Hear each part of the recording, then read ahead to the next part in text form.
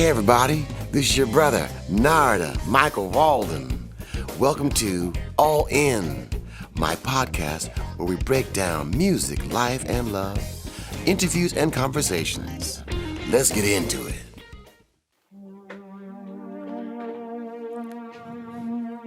My brother, I love you. Wow, man, look I at love you. you. Oh my God. Love you I too, was brother. so young when I was born. My eyes could not yet see.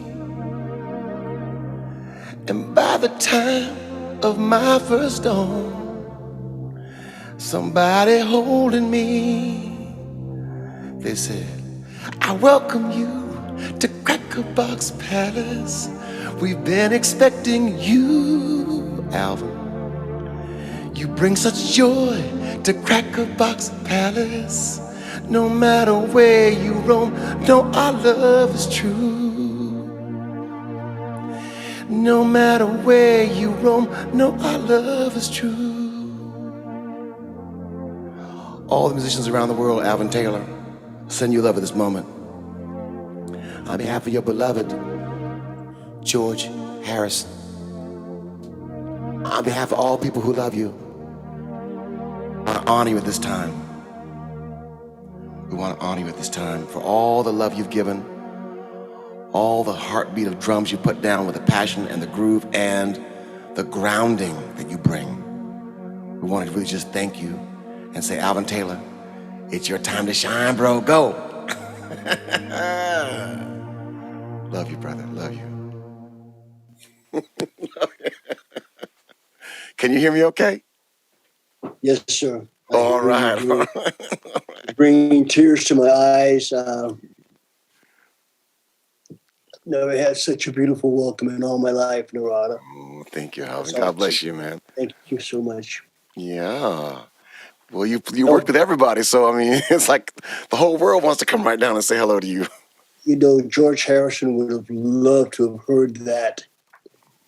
Um, wow, that's beautiful. Thank you so much. Thank you too, brother. Thank you. Well, speaking of George, let's just start with him because I mean, he's the Beatle. You're at the castle. You're cutting this music, and it's phenomenal. And the whole world has embraced it and loved it. So, anything you want to say just to start off? Well, first of all, I'm amazed that I have the privilege and a pleasure to be face to face with the great Narada Michael Walden, one of my favorite drummers of all times. I've heard you on so many things. Evelyn King Champagne, the great Aretha Franklin that you've produced, and you've done so much great work. And it's a dream come true. First of all, to actually meet you, we have a lot of friends that we know that how would you say it there? Um, Friends that we know that are friends of each other, and I guess there's another way to say that associates that we uh, committed to and friends. Kenny Burke, Oh my God, I love Kenny. He's yeah, Kenny's the master. And when he was a little kid with the 5 stair steps, and don't waste your time. My love is done and easy to find. All those grooves they put down. So genius. God, man. yeah. And Clarence, and of course, Ooh Yeah, man. Chow. And with another friend of mine. Someday, yeah. Bernard Pretty. Ooh, child. I mean, that guy was just a monster on that, you know. Yes, man. Oh my God. So awesome, so beautiful. I don't know. What can I say? You're an amazing drummer, amazing producer, writer, singer, and for me to be face to face with you, I'm truly, I'm honored, and so I'm grateful to have the privilege and the pleasure to be here with you today and to be on your show, to be a guest, and I don't feel like a guest. I feel like I'm home. I feel like All right. Well, this is why we love you, because you have such a great repertoire of everything that you've done. It's just overwhelming. It's just so much. So I wanted just to have you here to say, love you, respect you, and teach us. You have seen things that we will never see. You know things that we will never know. Maybe you can just take a little of your time and share some wisdom with us of some things you've seen that will help us have a better life on the earth.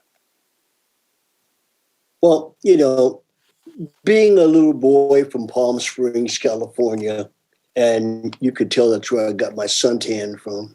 Oh, yeah. Okay. Okay. Here in the sun in Palm Springs, That's right. uh, I absolutely love my city, Palm Springs, and growing up as a young boy here, um, I just was in the right place at the right time, being very, very extremely privileged, an honorary Rat Pack member because of being discovered by Frank Sinatra, Sammy Davis Jr., Little Richard, Billy Preston, all sitting at a table at the same time while I'm playing drums, 14 years old, and bussing tables at the same time. The owner of the Biltmore Hotel said, "Hey, as long as his tables are bust, let him play." The guy Arky in the band called the Soul Patrol.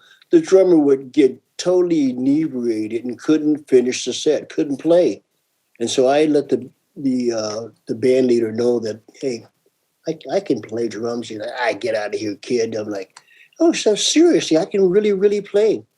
So he gave me a shot one Saturday, tried me out, and he was like, oh my God. And he started telling the band, you should hear this guy. Went to the owner of the hotel, the Biltmore Hotel, and said, hey, this guy can play drums, and we want him to play drums here. He said, you got to be out of your mind. This is my bus boy. He has to bust the tables.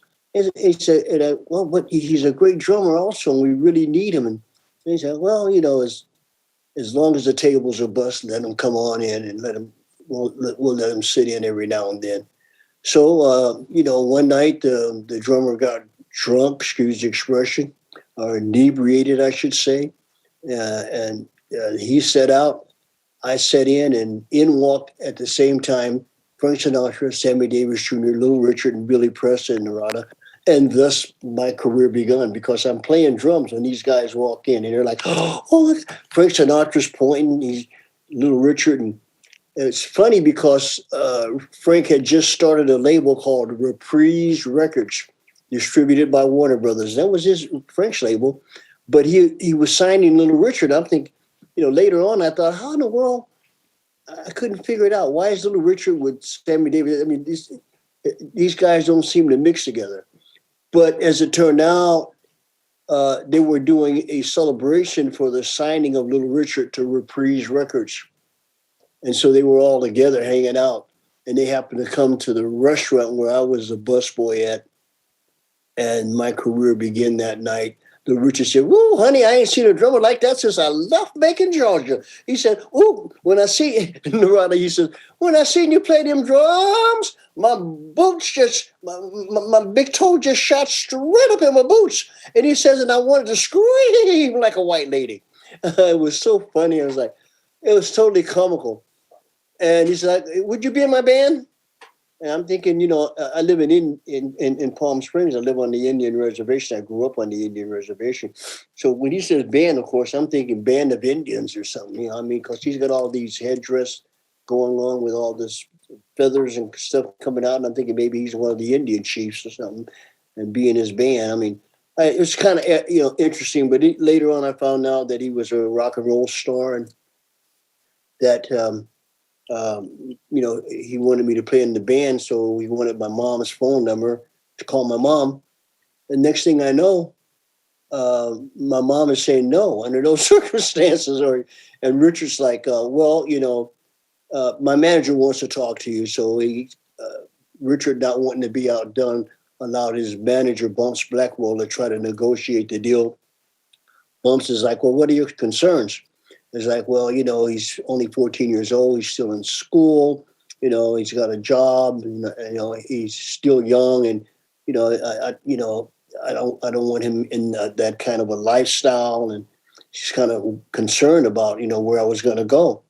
So finally, um, you know, Bumps not being Richard not wanting to be outdone, having Blackwell to negotiate this deal. Blackwell's finding out what the concerns are, and he says, "Well, we'll have a bodyguard with him. Matter of fact, we'll have two bodyguards with him, and then he'll be next door in the adjoining suite to Richard's room everywhere we go, and we'll fly him first class with Richard everywhere he goes. He doesn't have to be on the bus with the band because it was an 18-piece orchestra." And so and then he was saying, and he'll get this amount of X amount of dollars. And my mom was like, "What? Could you repeat that? How much?" And so she said, "When do I help him pack?" Next thing I know, Right. because that's more. I was getting more money, Narada, literally, than my mom's payment for the mortgage every month. So I was making that a week on the road with Richard. So she finally let me go, and that's where my career started, and that's how I got going, man. Since that point, so much has happened to where I'm at with you now. That was like in '67. Yeah, I've been checking you out a lot, and then this morning again, I watched even more things, and you really play it, man. You really play it. Thank you, Michael. Yeah, you play it, man. Bless you, bless you, bless you. I've I had want to ask you. I want to ask you because when I was little, coming up, little Richard had the electricity. He was the first cat who really electrified me with Tutti Frutti, Good Golly Miss Molly. There were 78s. Yeah, Jenny, And Jenny, Jenny, Lucille. yeah, yeah. So talk about his electric. You play drums with him. So I mean, that's like on fire. Incredible stuff, man. I mean, I end up at the International Hotel in Las Vegas, Nevada, Right. opening up the show for Elvis Presley. Mm-hmm. Little Richard and Elvis Presley. Red Fox was the comedian that started the show. He was hilarious. Mm-hmm. Get you in a great mood.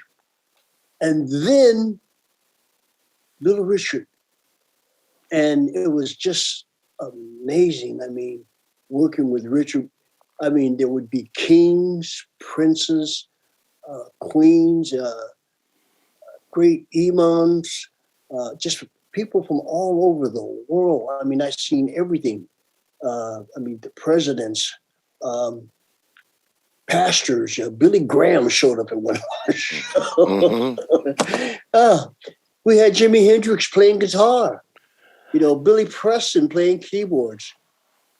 Little Richard playing the piano. Billy playing the organ, and Jimi Hendrix playing guitar. We don't know Jimi Hendrix. It was Jimmy James, baby. Right. Jimmy James. Right. And we would have blast, man. And Richard, the music, I mean, it's not normal stuff. I mean, you don't see do pot. No, do pot. You don't do no do pots around here, honey. Watch for shoulder. And that's the way he played. And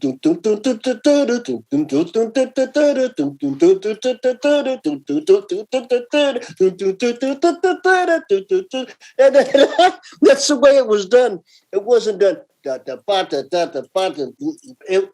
of that stuff, man. It's like, I'll get up out of here with that, And it was like being an actor, working with Richard. You had to do your part. If you didn't do it, man, that was it. So many people got fired from not being able to understand Wash for Shoulder,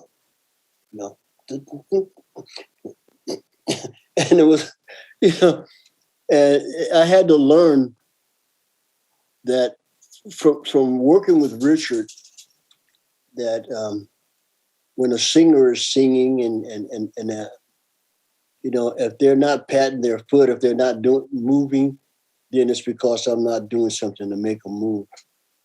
And then when I finally get them moving, I can just watch them, and that'll tell me where I'm supposed to go. It's just so much that I learned from Richard. I mean, with that fire, talking about that fire, electricity. It's just so awesome working with him. You mentioned a young man named Jimmy James in this group with you and Little Richard. Yeah. Are you speaking of James Marshall Hendricks? Yes, I am. Can you speak about him at that time of your life? He was very quiet, but just electrifying. He had so much energy. He wasn't like the normal guitar player. Um, there would be Richard on the right side of the wing waiting to come in as the band was playing. Yeah. And when Jimmy was supposed to be on stage with us, no, he'd come in from the other side. as little Richard was coming up on stage, Jimmy would come in on the other stage, and he'd do that on his own. Richard didn't tell him to do that. And one night Richard stopped him and said, "Hold it, stop. So I'm the star of this show." He said, "Honey, don't you know I'm Little Richard, the king of rock and roll? I'm the architecture, the innovator, the obligator, all these other words that he would mention together.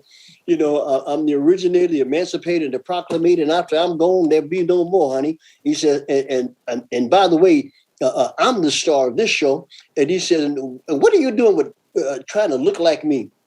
Because Jimmy would be pretty flamboyant. He'd have all these feathers going on, and he was looking really good. Mm-hmm. And he says, "And besides, you're out of tune." He says, and so he sits at the piano and hits every note on the piano. Now tune up. And so Richard would start talking to the audience, and he saw this one little guy out there. Says he's a midget, and he says, "Oh, come here, little short stuff." He said, "What's your name?" He said, "My name is Bill." He said, "Can I sing a song for you while these guys get his guitar?" And he's, "I found my thrill on top of Little Bill." Whoa, I shouldn't say that. And Bill started running off the stage. This is after he had asked Bill to come up on the stage. Starts running off. Just some crazy stuff like that. Meanwhile, Jimmy is sitting there, Right. and he's, how you have to turn the peg to get a little better, more in tune. Oh, yeah. Turn these pegs. Well, it was noticed that Jimmy had his hand down. He had his right hand down to the ground. I mean, just down to his side. Never, touching the peg at all, but just going, boom, boom, boom, boom, boom, boom, boom, boom, boom, boom. And he never touched not any pegs on the guitar to change the sound or the tone of any strings. And the audience is looking and noticing this. Mm-hmm. And so Richard turns around and finally says, "Are you in tune?" And Jimmy says, "Yeah."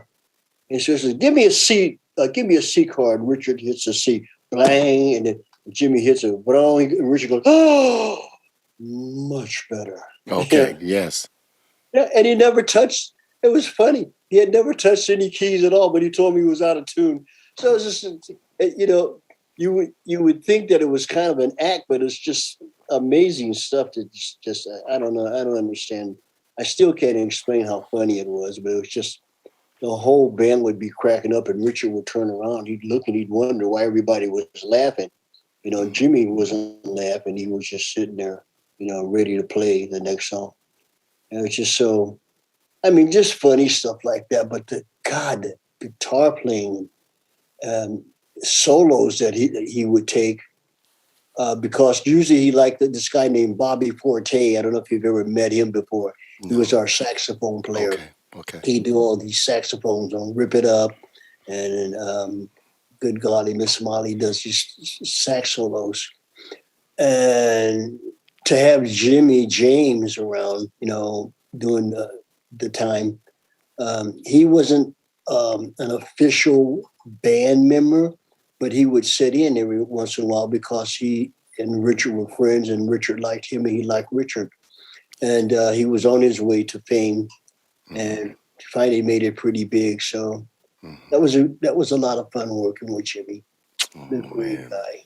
Oh, bless your heart, man. James Marshall. Yes, man. So you worked with everyone who's really changed the world of music. And then I know you mentioned how much you love James Gatson. He's coming through now. Say something about James Gatson, because I read where you just adore him, and we all do. But just say something about him, if you don't mind. Oh, James Gatson. Yeah. Oh my God. I Yeah. mean, talking about an underrated Yes. drummer. Mm-hmm. I call James the godfather of all drummers. Yes, I read that. He gets mad when I say that because he goes, "Oh, don't do that. Somebody's going to get pretty upset when you say that." Well, I can't help it. People will just have to get upset. James Gasson, to me, because maybe there are a lot of great drummers. Obviously there were before I came on the scene, and James probably paid reverence to those guys. But when I came up, it was the James Gassons and the Bernard Purdy, and Narada, Michael Walden, these guys I grew up, listening to. And I don't know. To me, James just had this special thing going on. He literally introduced me to playing drums in the studio. The first time I had ever played drums was on Little Richard's album called The King of Rock and Roll. And there was a Benjamin Barrett Musical Services that already hired all the musicians. And Richard just told me to come and bring my drum set. And I came and brought my drum set. H.B. Bonham was the arranger and the producer on this album. And when I walked in, he was kind of confused. And then Richard came in and kind of like, blah, blah, blah, blah, blah. Oh, and he was like, oh, okay, And the next thing I know, I'm sitting next to James Gatson, and James telling me what to play. Just play do do do do do do do do do do do do. And every once in a while, I want you to go do do do do do do do do do do do do do do do do do do do. And then James do do do do do do. And we put these two parts together, and it's like I couldn't believe it. James was telling me what to play, and so I felt secure. Mm-hmm. And that was the first album I played drums on. Sitting so two drummers is fat, man. Wow, yeah, man. Amazing. James was telling me what to play, and so from that point on, later on, Billy Preston pretty much introduced me to session because listen, Narada, there is a word called what is it when you take a vacation? I'm going on a hiatus. Now I'm young and I'm like going on a hiatus. I called it a hiatus. Right. Okay. So I went to Billy and I said, Billy, what's a hiatus? He said, hiatus? I said, yeah, Richard's getting ready to take one or to go on one. He said, oh, that's a hiatus. Oh, okay. He said, for Richard, he says, it means that Richard's going to take a break and he's going on a vacation. He said, but for you and I, it means we're out of work. So he says, but don't worry. He says, I got friends over at Motown. We're going to be doing a bunch of sessions and stuff, and I'll call you, make sure, you get, to make a little money and hang out and meet some friends. And so there I meet James Gasson again on dates. Here we are. We did a date. There was three of us. There's Jeff Beccaro, James Gasson, and Alvin Taylor. And we're on all three set up at Crystal Studios, Crystal Industries.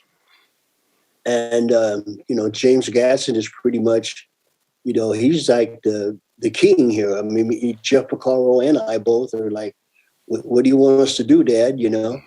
Basically. And so we were working with this group called The Originals on an album called Communique. The disco song that I remember playing on was called Down to Love Town. Okay. Down to Love Town. It's really amazing. Okay. So, but from that point on, I mean, James is really very well established to me that he was like the top guy around town, even though there was Hal Blaine and Gene Pello and a bunch of other guys that were Ed Green. Yes. A lot of cats that were around doing stuff. Hal Blaine, I mentioned Hal. Yes. James is just, nobody was doing the stuff that James was doing. Well, I mean, it was just different. Just I James. went to that room you're talking about, the chrysalis room that Stevie Wonder then took over at one point, and there was a snare drum of James's in there, and it was really tuned low to the point where I was like, I wonder why he's tuning it so low. And I would hit it, it would sound beautiful, but it was really tuned low. Did you ever experience that? That he would have a snare tuned super low? Yeah, he had this. He said that. I asked him that. He Okay. said that that's where you get the real tone from. That when you tune it high, the high pitched snare drum, it just cuts through. When you hit it's thin, and it doesn't have any bottom. So he says that when you get the snare sound, he used the word patch, Patch. He says, say it. And I go, patch, patch. He says, see, so when you hear the patch, you want to get the ch from the bottom. You want to hear those snares rattle. Patch, patch, patch, patch, patch, patch, patch. So it's got a top end, but only a low kind of rumble, like a air to it when you hit that low sound. And it's just kind of, boy, it's nasty. Yeah, it's some magic in there. It really is magic. There really is. God, man. I worked with an engineer named Bobby Clearmountain. He was the one that kind of educated me how to tune that thing to make that patch. Yeah. And he would listen to it. He would hit it over and over again to just make the snares a little bit looser and just find that one sweet spot. And that would be the spot he would love. So you're right. I mean, we don't talk about it too much, but that carries the record. That sound carries the record. Oh, you make my love come down. Yeah. But the sound on that, now that's some drum sound. And whatever you did there to get the sounds that you wanted to do, you really, that's the stuff that you get called Dr. Narada, Michael Wallman, doctor. See, not because you have a certificate as a medical doctor or that you have a good degree in divinity, but that you do the work that heals people. The work that you do is healing. It's a healing balm for people who are sitting there and that are hurting from bereavement, from the pandemic, or just maybe on a sick bed. People are laying down on a sick bed. All of a sudden, they're able to, after listening to that, are able to breathe better and to feel better.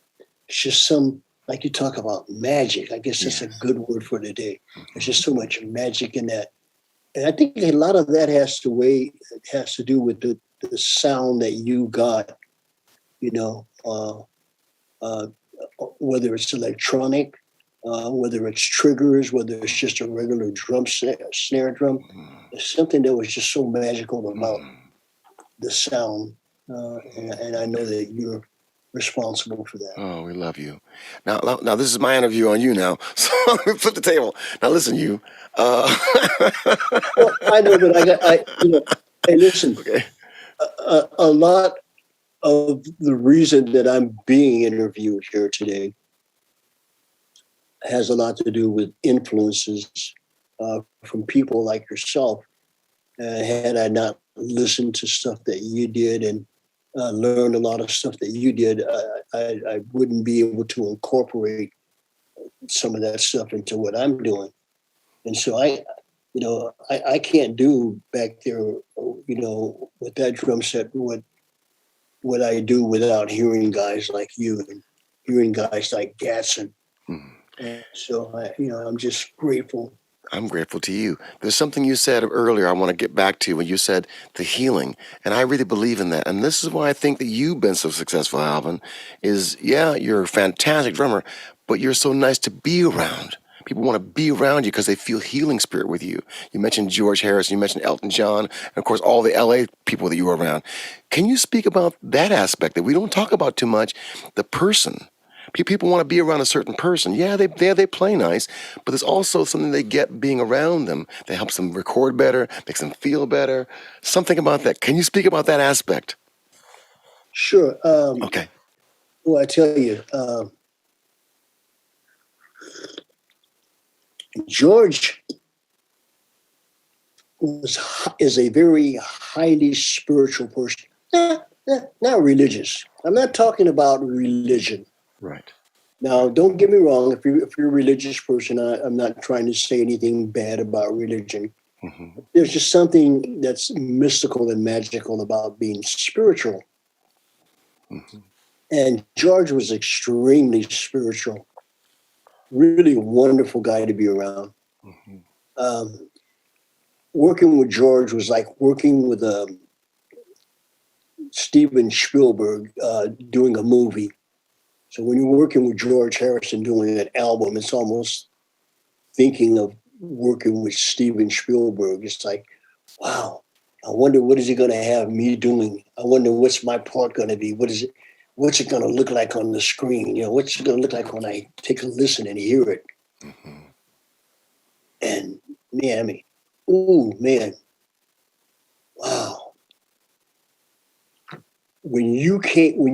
Man, when you entered the room this morning, Yeah. singing Cracker Box Palace the way you did, Mm-hmm. man, that's because of the the magic that George had that would allow you to be able to grab from that and to be able to use that. So there's some balm, there's some healing agents there that can be used by other people. It's almost like take 3 aspirins and you know what I mean. So it's like I know, and everything will be okay. Kind of Mm-hmm. the way George does his music and the type of person that he is when we're around him. Elton John is one of the funniest guys I ever met. He's so hilarious. He always full of joy, always very peaceful, and that's healing. I mean, when you're sick, man. I mean, pick up the phone and call Elton John. And you believe me, you're going to get well just listening to the guy. So it's just always full of joy, full of peace, and full of happiness. And that's always a wonderful thing. I don't know where I'm going with this, but I know I can tell you that being around these guys, Bill Withers, Stevie Wonder, hanging out with these cats, it's just healing. I mean, I get the same vibe uh, uh, with you when I'm hanging around these cats. They're always full of energy, always got something to say, and it's always um, um, something to do with joy and peace, and Mm-hmm. it's Yes. healing. Yes.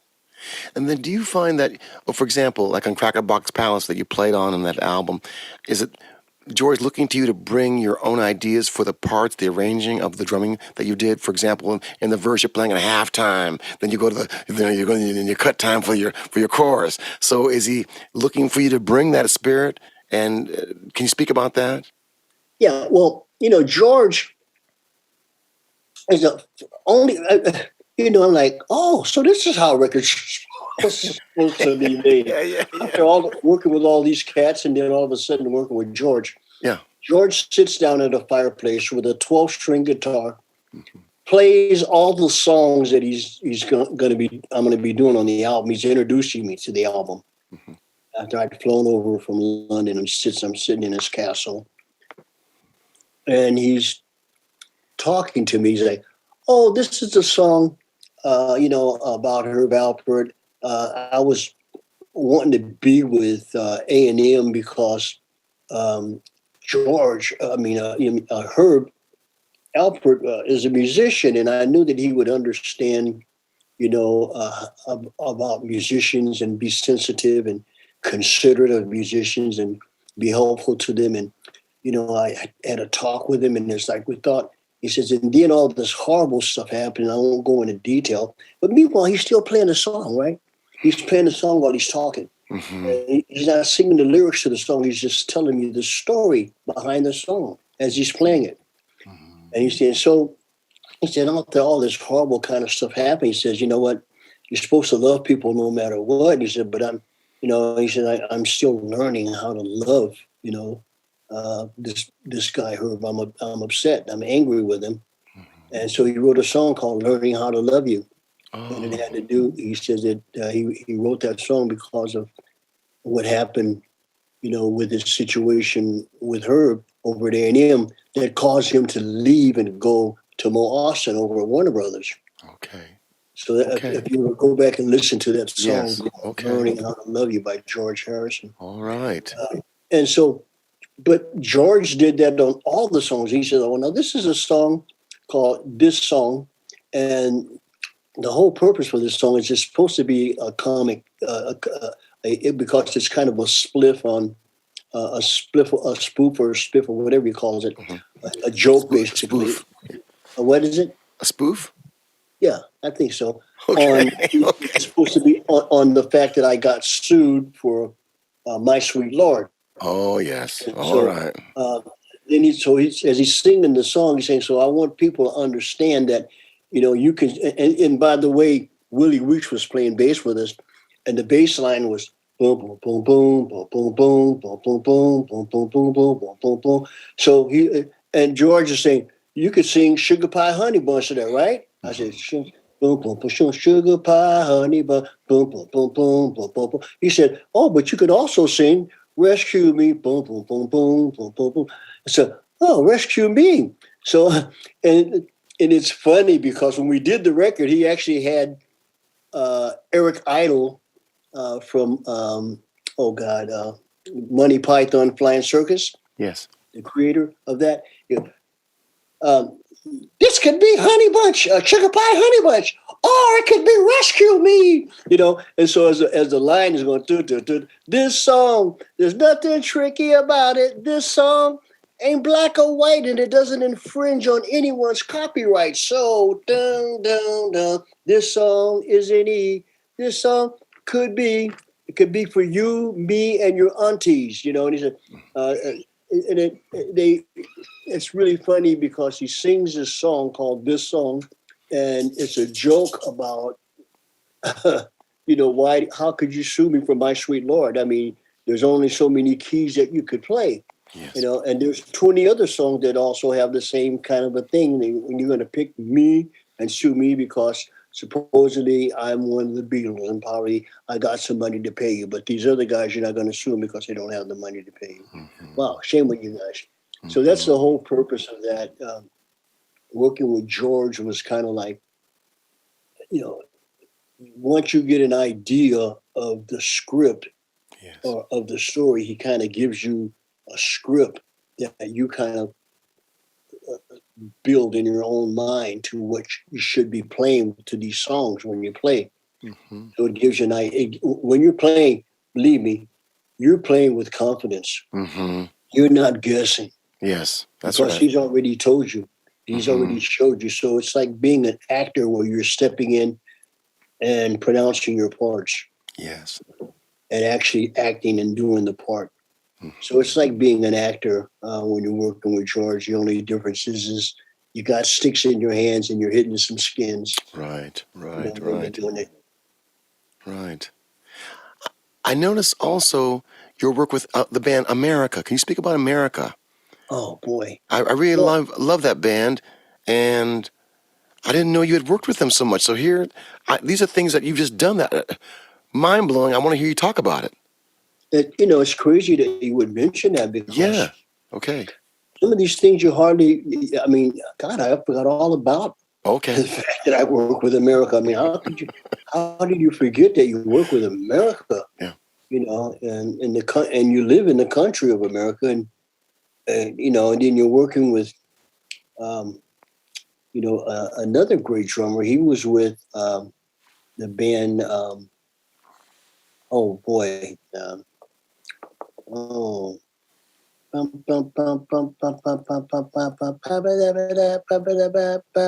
What goes up must come down. Bobby Columbia. Yeah, Blood, Sweat, and Tears. yeah. Blood, sweat, and tears. Yes. So he produced that album. Yes.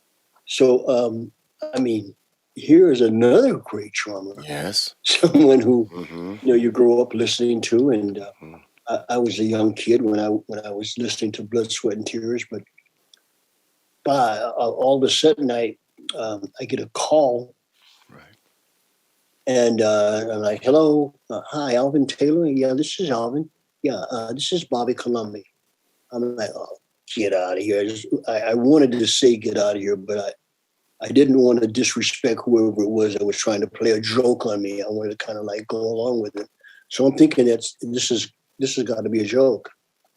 But then I'm listening to him more and more, and he's saying, "Yeah, you've been working with a friend of mine over here at Capitol, Carter. Who's a producer, and I like what you're doing with Bob Welch." And Yeah. I was talking to Mick Fleetwood the other day. He um, uh, I was going to use him for the album here, and he recommended you. Beautiful. And I'm Beautiful. like, wow. I'm Mm-hmm. getting recommended by Mick Fleetwood to do an album that they want him to do, but he's saying that Alvin Taylor do it. Mm-hmm. Okay, I've made it big now. That's right. Yeah, that's right. Okay, I'm somebody. That's right. Okay, but fortunately, my ego didn't get as big as it could have gotten. But to be in the room with Bobby Columbia Mm-hmm. and working on an album for a group called America. Mm-hmm. Come on, Narada. Mm-hmm. Oh my God. How exciting. Yes. And then, man, the songs, the music was just so, I just had a lot of fun. It was just fun. Beautiful. Working with these guys, amazing group of men. Yes, brother. It's awesome. Yes. I Also, you love have a friend who I also have as a friend in my heart, the great Richard Perry. I know you've done some work with him as well, and he's another one who's just so pioneering in his work Yeah. and done so much. So I know you're in his world as well. Yeah. You know, after the hit record, You Make Me Feel Like Dancing, Yeah. before it was a hit, after it had just been recorded, Richard was saying, "Hey, Alvin, I want you to go out on the road." He says, "If you go out on the road with Leo," um, he said, I can use that as an excuse to surround the band with a bunch of all-star players. He says, "But if you're not going to do it," he said, "I really need you." He said, if you do me this favor and go out with him, I promise you, when you come back, I'll have more work than you could ever imagine for you, Oh, as far as recording is concerned." okay. Because I kept telling him, no, James Gasson told me not to go on the road. I know, James right? said, "No, don't go on the road, man." Yeah. He says, the moment they find out that you're on the road as a drummer, they're not going to call you anymore, because they're just going to go to the next guy who they know is always in town. They're going Yes. to call James Gasson. They're going to call Ed Green. They're going to call Hal Blaine. They know these guys are not going on the road. So why waste making a phone call to a guy who might be out on the road? If you get known as a road man, a guy that goes on the road, they ain't gonna call you anymore. Well, at least that's the way that it was. I mean, ask Leland Sklar. I don't think Leland Sklar believes that. He go every time you talk to Lee, he's on the road with somebody or in the studio with somebody, one or the other. Mm-hmm. But getting back to Richard Perry, Richard formed this band to go out on the road with Leo Sayer. Yes. We had Nicky Hopkins playing keyboards. Right. We had Steve Madeo playing trumpet and Bobby Keys playing sax. Bobby, the Rolling Stones weren't working at that time, so Bobby Keys was able to come and play with us. Then we had Don Preston from the Mothers of Invention with Alice Cooper back in the day playing synthesizers for us. They just doing the string work. Then we had Richie Zito, guitar player, playing guitar for us. Okay. Oliver C. Brown from Casey and the Sunshine Band playing congas and percussions with us. Right. And Reggie McBride. Well, I'll stop right there, because that cat right there is my friend too. And he is a hell of a bass man from Stevie Wonder. I jam with him with Tommy Bolin, that band. So the fact that you jam with, shoot, man, that I know that's a hell of a band. Because that cat, McBride, could rock and was solid like you are. Every time I play with Reggie McBride, it's like getting in the limousine, just sitting back because I know he's going to take me where I got to go. I don't have to worry about anything. I don't even need a chart or nothing. I can just follow Reggie McBride. Okay. You know, he's finger licking good, baby. Yeah, I know. Finger licking good. He plays that bass. He's like licking. Oh man, Reggie McBride, I love you, man. I love you. Reggie is thank you. Amazing bass player. Yes. And so we had so much fun on the road. We got to the point where we had done 6 months. And all the promoters that we had worked with wanted us back. And they wanted us back now. Can you come now? And so we ended up being out on the road for a year. Oh, a long time then. Okay. And then after the year, then the people in Europe had heard about how great the tour was, how great the band was. Yes. Next thing we end up for another 3 months in Europe. Wow. And so when we got back to America, instead of taking it easy, they wanted us to do another 3-month tour. So we called it the Endless Tour. The tour was called the Endless Flight Tour. So we ended up taking the Endless Flight off and said the Endless Tour, because we were out for like a year and a half. Yeah. Leo Sarah, all because of Richard Perry. And Richard was like, what you don't understand, you know how Richard talks. That's right. And boy, he had us out there for a good little time. But when I came back, he kept his promise. That was my question. Did it all work out for you? He looked out for me, man. You know, I'm so grateful. Yes. And I probably shouldn't say this, but I'm going to say it anyway. If I never played another note on a drum, or never played another gig live, or done any session work, if I just stopped, period, because of Richard Perry, I could say that I could live my life because of the residuals from the television shows and the movies and commercials that I've done. Thank God through Richard Perry that I could live off of that for the rest of my life and I'd never have to ever play again. But don't get me wrong, I'm not going to stop playing, baby. I'm still here. That's right. I'm still here. But I'm just saying that because of Richard Perry, he kept his word, and he's such an amazing executive, such a great producer, such a wonderful person. Right. Yeah. You know, I saw him maybe like 2 years before the COVID hit. They were honoring, it was a Clive Davis event in L.A. It was an Aretha Franklin tribute. Joni Mitchell was there, and Richard was there. I think Richard had suffered some kind of minor stroke or something. Yeah. Something like that, where he was not quite at his 100% self, just more kind of laid back. But it was very nice to see him. Very nice to see him. Yeah. And Clive Davis, you mentioned him. He's another amazing person that's been in my life since I was, 14 years old. And it's wonderful. Every time I call him, and he answers the phone. And it's like, wow.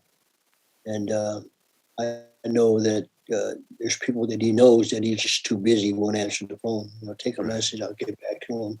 And Mm-hmm. I understand that because if he answered the phone for everybody, he'd never get work done, Mm-hmm. the type of people that are calling. Yes. But he was um, a intern for Columbia Records at the time. He had just gotten out of law school Yeah. and wanted a gig, so he came to try to get on as A&R. They didn't have work for him, but the president at that time liked the way he looked and liked his enthusiasm and says, "Hey, how about as an intern, And so next thing I know, uh, we're using Clive Davis as a gopher. Hey, could you go to Arby's and get us some?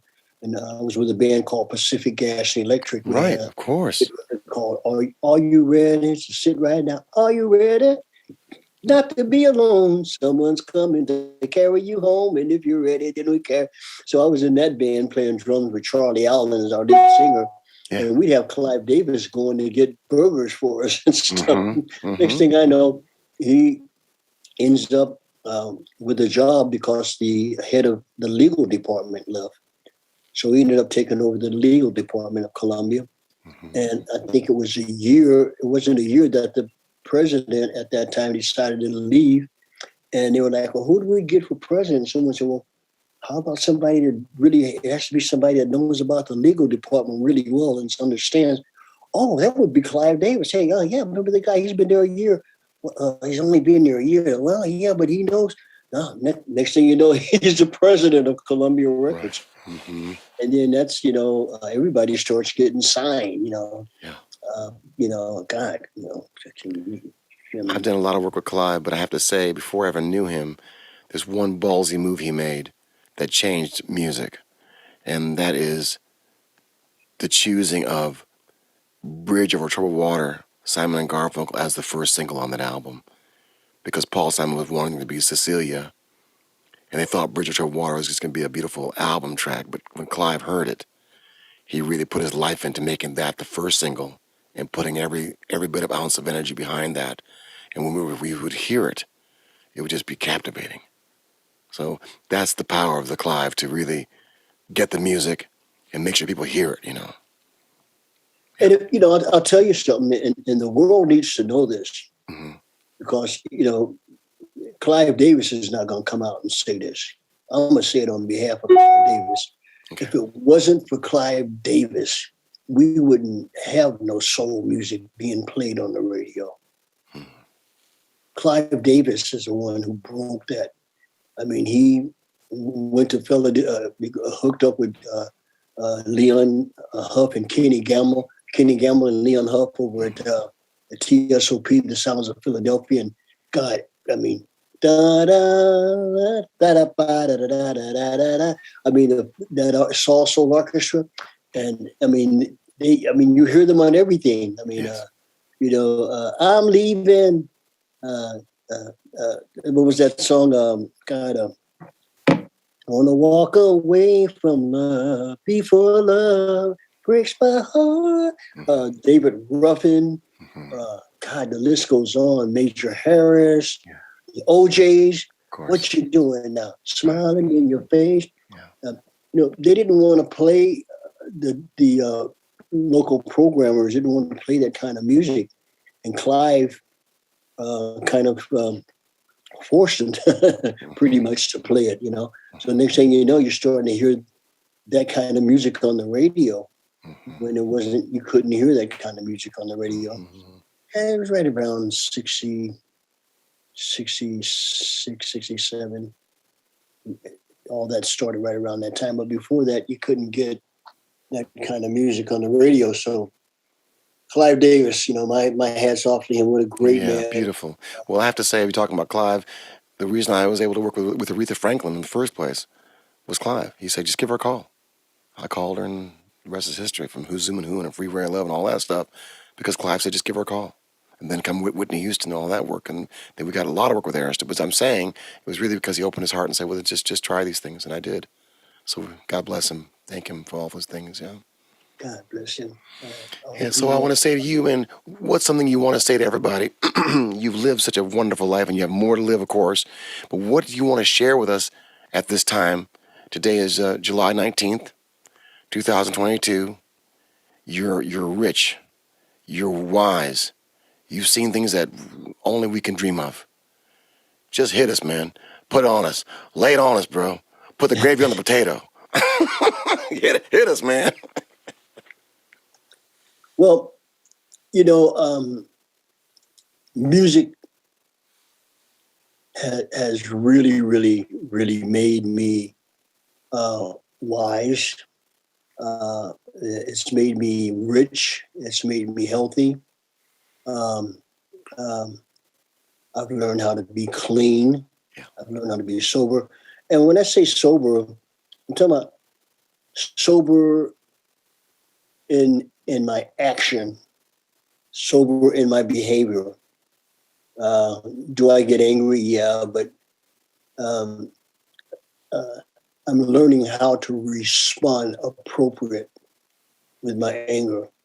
See, you and I might totally disagree. I might say, well, this is good. And you might say, well, that's bad. Well, you say that that's bad doesn't make me angry enough to debate with you and tell you why I think it's all good. I have to have empathy. I have to be respectful.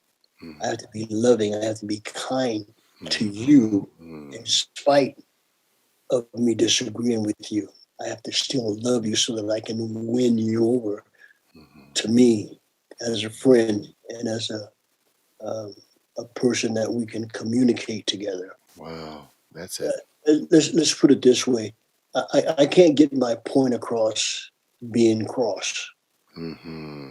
You know, um, listen, I'll never be able to get my point across if I'm crisscross, if I'm upset, if I'm angry. You know, so I'm learning things that as I get older. I got 13 grandchildren, 4 Wow, great. man. Thank you. Wow. And um, so not a gray hair in my head because I've dyed All it. right. Just No, kidding. no one knows nothing, man. You look hot. Yeah, so, yeah, imaginary gray hairs, and but the thing is that um, what I'm learning, I think, is that people don't care how much you know till they know that you care. And caring comes from the perspective of hearing what other people have to say. As long as you listen long enough to someone speak, then you're able to know how to minister to their needs and to say things to them that can be helpful to them. And I believe that once a person knows that you've listened hard long enough, that they're ready to hear something from you because they know that you've heard them and they respect you enough to be ready to hear what you got to say.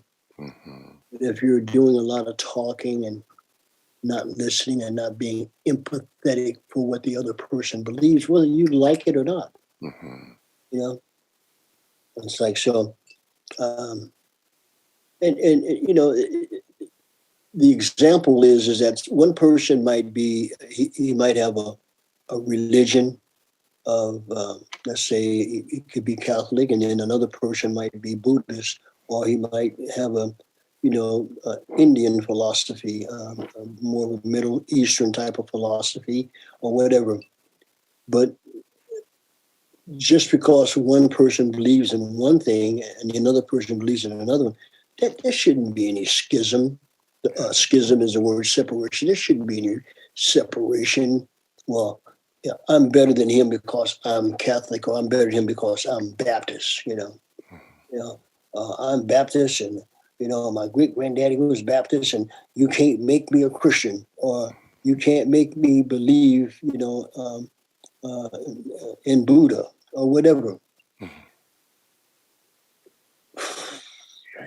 I've had to learn, man, that you know what, I have to be able to get along and to embrace. all faiths and all people, and to love everybody no matter what. And then, man, my life, I'm just so full of joy. That's what gives me the joy. That's what gives me the peace. And that's what gives me the harmony, you know. And so I don't have to know what anyone's religion is. I can look at them and I can see the power and the spirit of grace and unity and harmony and love in them. Right. It doesn't matter what they believe in, who they believe in or how they believe. Mm-hmm. So to me, once again, it's all about being wise, and wisdom is the act of what I believe. I mean, someone said that faith, uh, there's a difference between belief, believing, and having faith. See, believing is seeing a wheelbarrow go across a tightrope from one building to the other building with no net under the bottom. A wheelbarrow, seeing someone push the wheelbarrow. Well, if I'm sitting in the audience and seeing someone push the wheelbarrow, I'm hoping and I'm believing that they'll get across. You know, that's believing. Faith is saying, I'm going to go get in the wheelbarrow as they push it across.